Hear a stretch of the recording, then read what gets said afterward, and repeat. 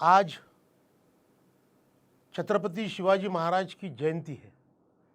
इस जयंती के उपलक्ष्य में सभी को लाख लाख शुभकामनाएं। छत्रपति शिवाजी महाराज इतिहास का ऐसा सुवर्ण पन्ना है कि जिसको इतिहास भूल नहीं सकता। मध्ययुगीन इतिहास के अंदर जितने भी राजा भारत में हुए, उन सभी राजाओं में छत्रपति शिवाजी महाराज का जो स्थान है वो अलग है। इसलिए अलग है कि उन्होंने जो लड़ाइयाँ की, वो लड़ाइयाँ अपने आप में एक अलग किस्म की लड़ाइयाँ रही है, जिसको हम गनिमी युद्ध भी कहते हैं। साथ में सिर्फ 5-10 हज़ार सेना लेकर लाखों की सेना को परास्त करने की जिस तरह से उन्होंने काबिलियत थी और जिस तरह से जिस नीतियों और नियमों को उन्होंने उस ज़माने में यूज़ किया, वो देखते हुए इस तरह का राजा, इस तरह का सेनानी, इस तरह का सेनापति, इस तरह का योद्धा, ये अपने आप में इतिहास में एक अलग स्थान रखता है। और सिर्फ उनके युद्ध नीति के लिए ही शिवाजी महाराज वंदनीय नहीं है। शिवाजी महाराज ये राजा थे, मगर राज कारभार किस तरह से किया जाता, उनको कहा जाता है रहते का राजा। बहुजनों के राजा थे, वो रहते के राजा थे। हर आदमी, हर इंसान, इवन पशु पक्षी, वहाँ की जो जंगल, इन सब का रक्षण करने का जो उन्होंने नीति नियम बनाए थे, वो नीति नियम आज भी हम डेमोक्रेसी में जीते हैं, लोकतंत्र में जीते हैं, हमारे लिए मार्गदर्शक है।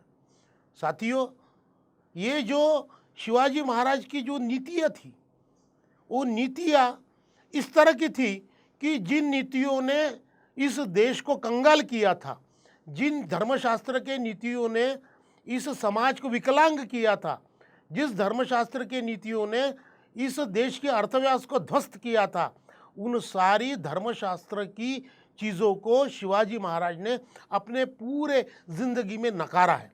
सबसे पहले उन्होंने जो अछूत थे, जो शूद्र थे, जिनको धर्मशास्त्र ने शस्त्र धारण करने का अधिकार नकारा था, उनको शस्त्र धारण करने का अधिकार दिया। उन सभी अछूतों को, जो महार थे, मांग थे, चमार थे, ढोर थे, उन सब को, और उन सब शूद्रों को, जो सोनार थे, जो लोहार थे, जो कुम्हार थे, जो नाई थे, उन सब को उन्होंने, उनमें से उस हर जाति में से जो भी पराक्रमी थे, जो शूर थे, उन सब को उन्होंने चुना और उनको चुनकर उन्होंने एक शून्य से अपना साम्राज्य खड़ा किया। बहुत बड़ी बात है शून्य से साम्राज्य खड़ा करना। और इस तरह का पैरेलल इतिहास हमको यूरोप में सिर्फ नेपोलियन बोनापार्ट के रूप में ही मिलता है, जिस नेपोलियन बोनापार्ट ने शून्य से अपना एक साम्राज्य खड़ा किया था। उसी तरह शिवाजी महाराज जी ने अपना एक साम्राज्य खड़ा किया, शून्य से साम्राज्य खड़ा किया। मगर ये खड़ा करते हुए जिन चीज़ों के कारण ये देश गुलाम बना था, मुसलमानों का गुलाम बना था, वो चीज़ों को सबसे पहले उन्होंने ख़त्म किया। वो था जातिवाद, वो थी चातुर्वर्ण व्यवस्था। चातुर्वर्ण व्यवस्था के अंदर में सिर्फ और सिर्फ क्षत्रियों को ही शस्त्र धारण करने का अधिकार था। अपन थोड़े देर के लिए समझ ले कि भाई हमारा समाज 4 वर्णों में बटा है, तो 4 वर्णों में अगर बटा है तो 25% हर वर्णों को आता है, तो क्षत्रियों को सिर्फ 25% आया। तो 25% लोगों में हम बूढ़े, बच्चे और महिलाएं पकड़े तो 12 से 13% हो जाती है। और ये करके अगर हमने देखा और बूढ़े माइनस किए तो सिर्फ 5 से 6% लोग ही ये सिर्फ युद्ध के लिए हमको उपलब्ध होते हैं। और 6% लोग अगर युद्ध करेंगे और बाकी के लोग युद्ध नहीं करेंगे तो हार तो निश्चित है। तो इस तरह से चातुर्वर्ण व्यवस्था ने हमको एक पराभव का इतिहास हमारे माथे मारा। तो इस पराभव के इतिहास का जो कारण रहा, उस कारण को शिवाजी महाराज ने सबसे पहले नष्ट किया। और नष्ट करते हुए ये सुरेंद्रनाथ सेन जी कहते हैं, उनके ही शब्दों में मैं आपको, सुरेंद्रनाथ सेन जी जो बड़े इतिहासकार हैं इस देश के, उन्होंने लिखा है, the Brahmin could fight shoulder to shoulder with the minant of the untouchables. The Brahmin could fight shoulder to shoulder with the minant of the untouchables. The Mahar, who is not allowed to live within the village walls. The Mahar, who is not allowed to live within the village walls, and Shivaji excluded none from his. He excluded none from his army, and Shivaji excluded none from his army, not even the Mahars. यानी इसका मतलब ये हुआ कि जो महार, जो untouchable थे, जो अछूत थे, वो ब्राह्मण के कंधे से कंधा लगाकर शिवाजी महाराज की सेना में लड़ते थे। और इसी कारण कि उन्होंने हर जाति के, हर धर्म के, इवन तो मैं बोलता हूँ धर्म के, क्यों कि उनके जो पिताजी मालू जी, और मालू जी के लड़के रहे उनके पिताजी शाहजी और सरफू जी।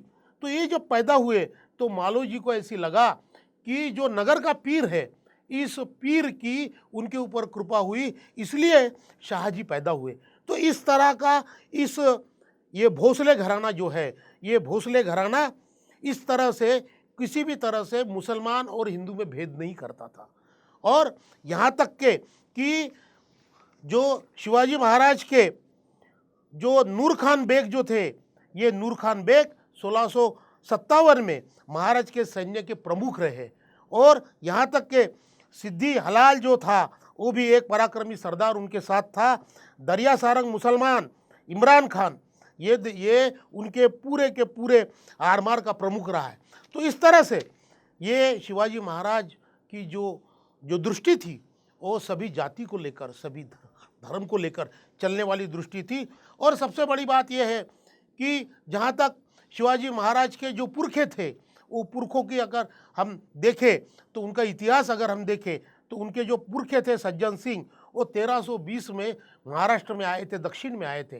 पहले ये हम ध्यान में रखें कि शिवाजी महाराज ये मराठा नहीं थे, ये सिसोदिया वंश के थे जो राजस्थान से आए थे। और राजस्थान से 1320 में सज्जन सिंह जी आए और उनके पुरखे बाद में दौलताबाद में सरदार की और 10 गांव के मालिक रहे। और इस तरह से इन्होंने अपना यह वजूद बनाया। और ये वजूद बनाते हुए जब शिवाजी महाराज के जो पिताजी थे, वो शिवाजी महाराज के पिताजी आदिल शाह के तरफ सरदार थे। और सरदार होते हुए शिवाजी महाराज ने जब अपनी यह सल्तनत बनाना शुरू की तो सभी जाति धर्म के लोगों को, मैं पहले बता चुका आपको कि सभी जाति धर्म के लोगों को इकट्ठा कर इस तरह से उन्होंने चार शत्रुओं से, एक तरफ आदिल शाह था, कुतुब शाह था, निज़ाम था और दूसरे तो मुगल था, ये चारों से उन्होंने टक्कर दी। और इतनी ताकत से टक्कर दी कि इतिहास आज तक और आने वाले कई सदियों तक भुला नहीं पाएगा।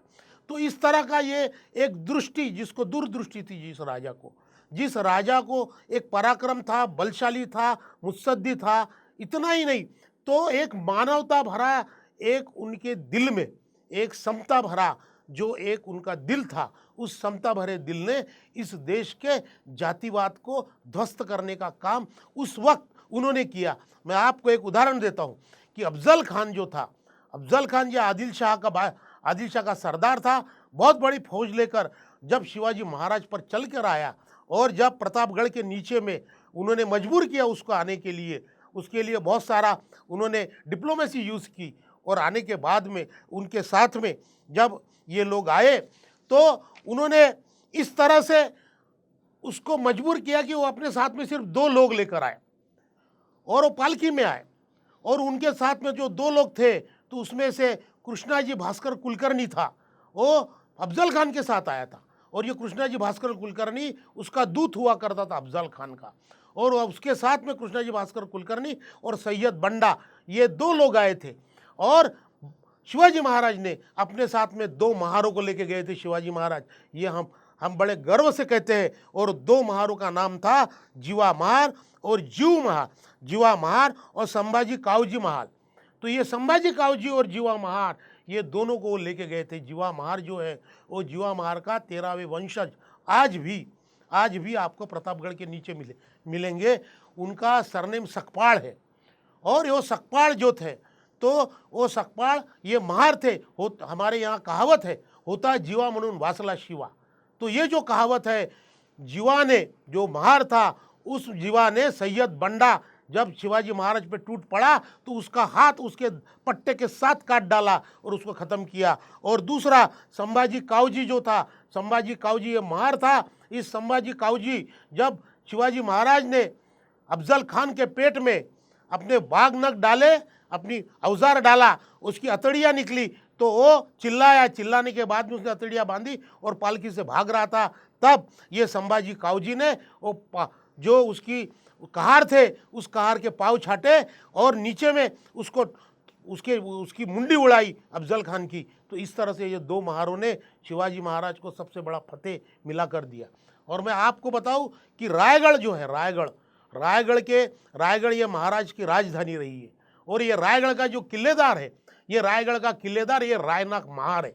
और ये रायनाक महार, इस रायनाक महार ने उस वक्त का जो राज्याभिषेक सोहळा था, जिसमें कम से कम 1 लाख लोग शामिल हुए थे। जो इतिहासकार लिखते हैं कि 50,000 तो ब्राह्मण ही वहाँ शामिल हुए थे। तो इतना बड़ा मैनेजमेंट इस रायनाक महार ने किया। आज भी आप रायगढ़ पे जाओगे तो नीचे में एक पाचड़ नाम का गांव है। उस पाचड़ नाम के गांव में जिजाऊ माँ साहब की समाधि है और उसका राजवाड़ा भी है। उसके पूरे पाचड़ में सिर्फ महारों के घर है और सिर्फ महार पहले रायगढ़ पे रहते थे। मगर जब जिजाऊ, उनकी माता जी ये जब नीचे आए, जिजाऊ जी जब नीचे आई तो वो साथ में पूरे महारों को लेकर आई और महारी उनके अंगरक्षक रहे। और शिवाजी महाराज के 90% किलेदार ये महार रहे हैं। क्यों? कि इन महारों को सारे रास्ते मालूम थे। ये महार महापराक्रमी हुआ करते थे। और महार जो थे, ये महार उस वक्त के राजा थे। इनका पराभव किया गया और पराभव करने के कारण ये जब जीत हुए, गुलाम हुए, तो इन्होंने अपने आप को अलग अलग व्यवसाय में ढाला। उसमें वो कोकण में गए, कोकण के अंदर में उन्होंने जो खनिज था उसको निकाला, उसके साथ में उसके औजार बनाए, उनके कई बर्तन बनाए। उसके बाद में इन महारों ने वहाँ दरियावर्दी काम किया, इन्होंने जहाज़ बनाए और ये लोग समुद्र गमन मार्गे ये समुद्र को लांघ कर ये व्यवसाय करते थे। तो इन महारों को हाथ में लेकर शिवाजी महाराज ने अपना राजपाट बनाया, हिंदवी स्वराज बनाया। और इसी तरह के कई पेंडारी को लेकर, कई मांगों को लेकर, ये राउत जो होते ये मांग होते थे और इन सब को लेकर उनके पास में जो गुप्तहेर थे, वो गुप्तहेरों को जो आज हम नोमैडिक ट्राइब्स बोलते हैं, उनको उन्होंने गुप्तहेर के रूप में यूज़ किया। और बहिरजी नाइक ये उनका सबसे बड़ा गुप्तहेर था। और इस तरह से उनका जो घूमने वाला जो वकील था वो भी एक मुसलमान था, काजी हैदर नाम का उनका मुसलमान वकील था, जो घूमते रहता था और शिवाजी महाराज को सारी इन्फॉर्मेशन देते रहता था। तो इस तरह शिवाजी महाराज ने अपने राज्य को बनाया और ये बनाते हुए वहाँ की प्रजा को बड़ा सुखी करने का कोशिश महाराज ने किया। तो पहले क्या होता था कि मोगलाई के अंदर में और आदिल शाही के अंदर में जो वहाँ के जमींदार होते थे, जो देशमुख होते थे, कुलकर्णी होते थे, पाटिल होते थे, ये लोग क्या करते थे कि जो जनता थी, वो जनता तो सब किसानी करती थी, उन किसानों से वो वसूल करते थे, टैक्स वसूल करते थे। और टैक्स वसूल करने के बाद में थोड़ा सा टैक्स वो दीवान को देते थे, बाकी खुद लाट लेते थे। और अपनी बड़ी बड़ी हवेलियाँ, बड़े बड़े कोट बुरुज इन्होंने बनाकर और सारी प्रजा इनके दहशत में रहती थी। तो ये जब शिवाजी महाराज ने अपना राज्य बनाया तो ये दहशत खत्म कर दी शिवाजी महाराज ने। और शिवाजी महाराज ने इन सारे पाटिल, देशमुख, जमींदार इनको पेमेंट के ऊपर रखा। और जो किसान का उत्पादन होता था उसमें से उसके 5 भाग किए जाते थे, उसमें से 3 भाग किसान खुद रखता था, 2 भाग ये दीवान के माध्यम से ये राज्य की तिजोरी में आता था। तो ये तिजोरी में आता था, उसमें से शिवाजी महाराज ये जितने भी गरीब किसान होते थे उनको पशु देते थे, वो बैल देते थे, गाय देते थे, भैंस देते थे, उनको नांगर देते थे, उसके साथ में वो बीज देते थे। और ये सब देने के बाद में उनकी अच्छी फसल आनी चाहिए, इसके लिए भी वो ताकीद देते थे अपने सैन्य को कि भाई सैनिक जो जाएगा वो फसल से कभी गुजरेगा नहीं। सैन्य बैठेगा वो बंजर ज़मीन पे बैठेगा, कभी भी फसल भरी खेत में कभी नहीं बैठेगा। और इस तरह से उन्होंने किसान को इस तरह से खुशहाल करके रखा था। और आज हम डेमोक्रेसी के अंदर देखते हैं कि हमारा किसान आज 2 महीने से ज़्यादा दिन हो गए अपने अस्तित्व के लिए लड़ रहा है। और शिवाजी महाराज ने जो एडमिनिस्ट्रेशन किया, उस एडमिनिस्ट्रेशन के अंदर में इतना सुंदर एडमिनिस्ट्रेशन था उनका कि उन्होंने कोई भी लेडीज़, कोई भी महिला, कोई भी बहू बेटी इसको हाथ न लगाने के लिए सख्त ताकीद दी थी। और इस सख्त ताकीद देते हुए उन्होंने कहा था, जो बहू बेटियों का हाथ लगाएगा, आपको तो मालूम है कल्याण की सूबेदार की सुनी है तो कथा है, आपको मालूम है, मगर उनके जो करीबी थे, रिश्तेदार थे, उनको भी उन्होंने दंडित किया। और ये जो पाटिल, जमींदार, कुलकर्णी, ये जो लोग थे, इनके जो बड़े बड़े वाड़े थे, इन वाड़ों को उन्होंने गिरा दिया। और उन्होंने कहा कि तुम सिर्फ जो हम देंगे आपको तनख्वाह, उस तनख्वाह में काम करोगे, आप लूट नहीं करोगे। और ये क्या करते थे, निज़ाम शाही के अंदर में, आदिल शाही के अंदर में और ये मुगलाई के अंदर में ये लोग बहुत बड़े शोषक बन गए थे। इस शोषण को शिवाजी महाराज ने हटाया और हटाकर उनको कहा कि तुम बड़े बाड़ों में नहीं रहोगे, बुरुज वाले बाड़ों में नहीं रहोगे। और ये सख्त ताकीद दी, उनके बाड़े गिरा दिए, बुरुज गिरा दिए, उनके बड़े बड़े कोट गिरा दिए। तो इस तरह से शिवाजी महाराज ने ज़मींदारों से, पाटिल, कुलकर्णी, देसाई, देशमुख से, यानी जो शोषक थे किसानों के, उनसे जनता की यानी किसानों की मुक्ति की। और साथ में इस तरह से जो कोई भी वहाँ गुंडागर्दी करता था या जो कोई भी दहशत गर्दी करता था, उस दहशत गर्दी वालों को वो फांसी देते थे, उसको ख़त्म करते थे। और जनता की खुशहाली के लिए इस राजा ने इस तरह से अपना कारोबार किया कि भारतीय संविधान के अंदर में जो चीज़ आई है कल्याणकारी राज्य की, वेलफेयर स्टेट की, वो वेलफेयर स्टेट की संकल्पना भी उसका जो इंस्पिरेशन था वो बाबा साहब ने शिवाजी महाराज के राज्य कारभार से लिया हुआ है। तो इस तरह का ये राजा था। और दूसरी बात, सबसे बड़ी बात, कि जो समुद्र उल्लंघन बंदी थी, जो समुद्र उल्लंघन बंदी के कारण हमारा पूरा व्यापार खत्म हो चुका था, जो धर्मशास्त्र ने, हिंदू धर्मशास्त्र ने हम पे लादा था, तो इन्होंने क्या किया शिवाजी महाराज ने, क्योंकि शिवाजी महाराज को मालूम था ये जो लुटेरे आते हैं, सिद्दी जोहर आता था, सिद्दी के लोग आते थे, अंग्रेज आते थे, पोर्तुगीज़ आते थे, ये लुटेरे समुद्र मार्ग से आते थे। तो इनको रोकने के लिए शिवाजी महाराज ने खुद का आरमार बनाया। इस आरमार को बनाने में हिंदू धर्म के लोगों ने साथ नहीं दिया। क्यों? कि धर्मशास्त्र उनको कहता था कि समुद्र उल्लंघन बंदी है, आप समुद्र उल्लंघन करोगे तो पाप लगेगा, आपको प्रायश्चित्त करना पड़ेगा। इसलिए शिवाजी महाराज ने मुसलमानों का हाथ में लिया और मुसलमान के साथ में मिलकर जो मुसलमान इमरान खान था, दरिया सारंग मुसलमान इमरान खान, और एक भंडारी, इनको साथ में लेकर, जो एसटी में आते हैं, इनको साथ में लेकर उन्होंने अपना आरमार खड़ा किया। और आरमार इतना बड़ा खड़ा किया कि 700 जहाज शिवाजी महाराज के पास थे। और उत्पन्न का एक अलग साधन उन्होंने खड़ा किया। और इस तरह से इस देश के आर्थिक परिस्थिति को कैसी आगे ले जाना चाहिए, व्यापार को कैसे आगे ले जाना चाहिए, इसका भी एक वस्तुपाठ उन्होंने हमारे सामने रखा। दूसरा वस्तुपाठ, यहाँ का किसान किस तरह से एक अच्छी ज़िंदगी जिएगा, वो उसको किस तरह से वो खुशहाली से जिएगा, किस तरह से अच्छी किसानी करेगा, इसके लिए भी शिवाजी महाराज ने अपने प्रशासन का उपयोग किया। ये भी हमारे लिए बहुत बड़ा वस्तुपाठ है। तीसरा वस्तुपाठ है कि हर नागरिक का उसका पराक्रम, उसकी चालाकी, उसकी होशियारी, उसकी बुद्धिमत्ता देखकर, जात न देखकर, जात नहीं देखने का, उसकी बुद्धिमत्ता क्या है, उसकी होशियारी क्या है, उसका पराक्रम क्या है, उसका बल क्या है, इसको देखकर शिवाजी महाराज ने अपने सैन्य के अंदर सभी लोगों का उपयोग किया। और उन्होंने सबसे बड़ी उनकी जो प्रशासन की रचना थी, वो प्रशासन की रचना में उन्होंने सैनिकों का जनता से संबंध आने नहीं दिया। क्योंकि जो भी उनके सैनिक थे, जो भी उनके सेना प्रमुख थे, उनको जनता से कोई संबंध आने नहीं दिया। उन्होंने जनता के लिए एक अलग प्रतिनिधि निर्माण करके रखा था, जो वहाँ से टैक्स लेता था। और इसलिए सेना और जनता, इसका संबंध न आने का जो एक प्रशासन उन्होंने निर्माण किया, वो प्रशासन आज भी हम भारत के राजनीति में देखते हैं। और इस तरह से शिवाजी महाराज ने जो एक इस देश को ही नहीं तो दुनिया को, जो दुनिया के लोग यहाँ आके गए, डच आए, फ्रेंच आए, उसके बाद में पोर्तुगीज़ आए, ये लोग भी शिवाजी महाराज की इस रणनीति को देखकर, शिवाजी महाराज की इस कारभार को देखकर, शिवाजी महाराज के इस युद्ध नीति को देखकर वो भी प्रभावित हुए। और उन्होंने शिवाजी महाराज की ये सारी चीज़ें अपने अपने देश में लेकर गए और वो देश में ले जाकर उसका अमल उन्होंने किया।